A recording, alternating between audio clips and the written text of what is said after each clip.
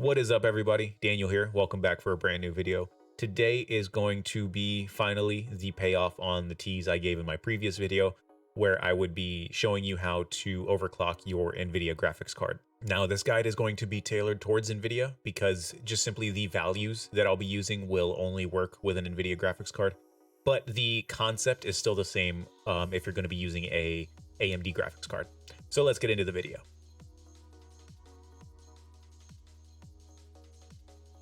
So if you watched my previous video, and I suggest you do that before watching this one because it'll show you how to get the software up and running in order to be able to even overclock your graphics card.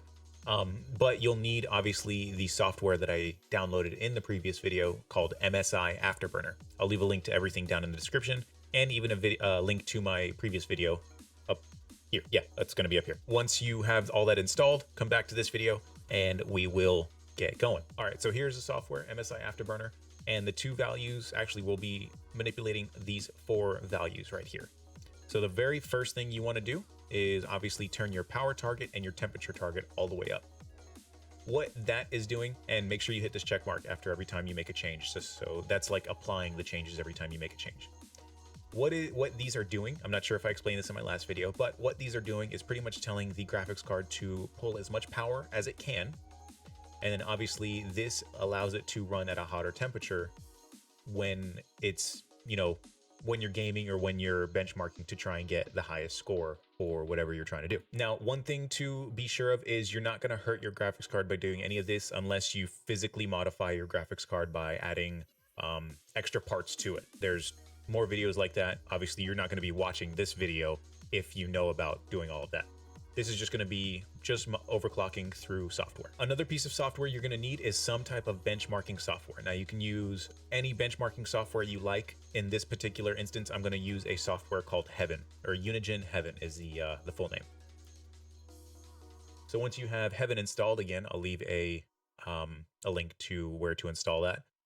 I'm going to be using the native resolution that I have, which is 3440 by 1440. So it's going to be a little more graphically demanding. I'll go over all of these little, obviously, language and preset.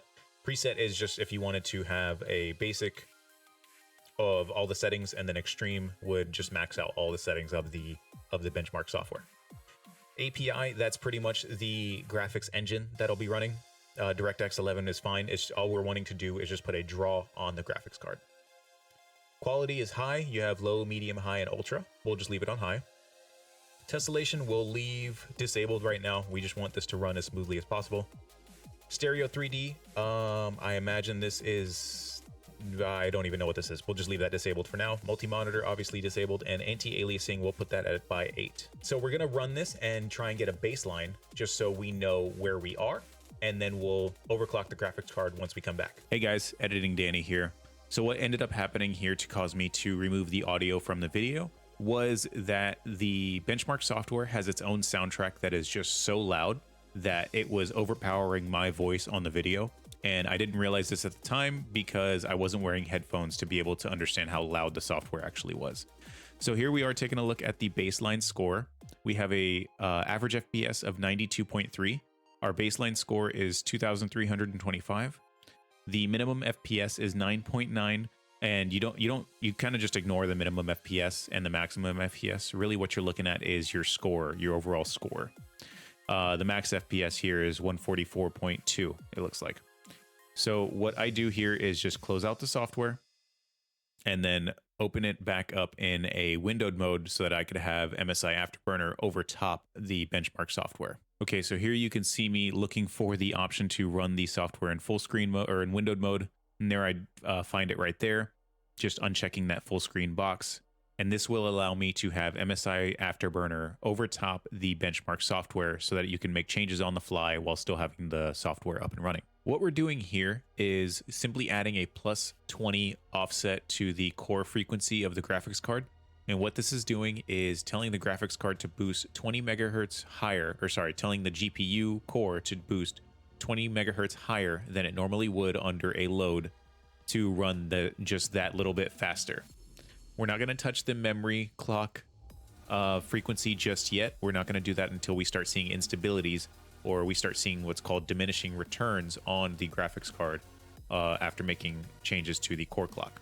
So we're going to run the benchmark one more time, check our score, and then come back to the MSI Afterburner software to make more changes. Okay, here is the latest score after our baseline. We have 2,479 as our total score, average FPS of 98.4, minimum FPS of 49.9, and maximum of 179.6. That's a pretty decent jump over our initial run. And we are actually going to, again, increase the core clock of our GPU and then still leave the memory frequency alone. So you'll see that here in just a second. So what I was saying before is it actually did apply the overclock at startup, and that's only because I had this button highlighted pretty much. So if when you're overclocking, you want to make sure that you're not applying your overclock at startup, just in case you do crash. You don't want it to apply a bad overclock at startup to then cause you to crash again. So now that we have that unchecked, we have our settings applied. We're going to up this to, let's go to 40 and try and run it again. This time we're not going to window the benchmark software. We're just going to run it in full screen. But just to look back, we did have a score of 2479 over our original score, which was 2325. So we increased over 100 points on the benchmark score, and our minimum and maximum FPS numbers were significantly higher as well.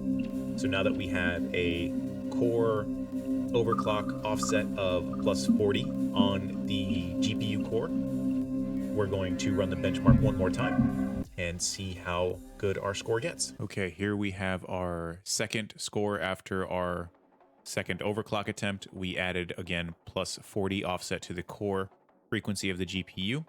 Our average FPS is now 94.3.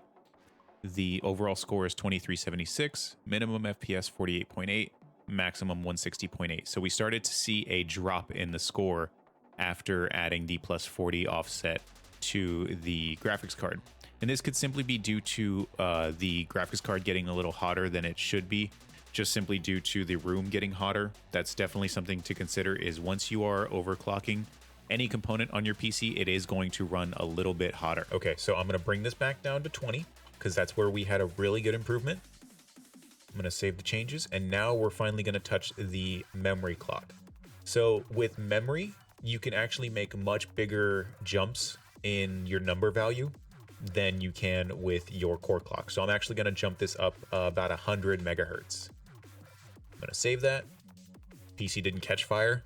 Not like you would ever make your PC catch fire. The most you might see is you might see complete black screen, and then your PC will reboot.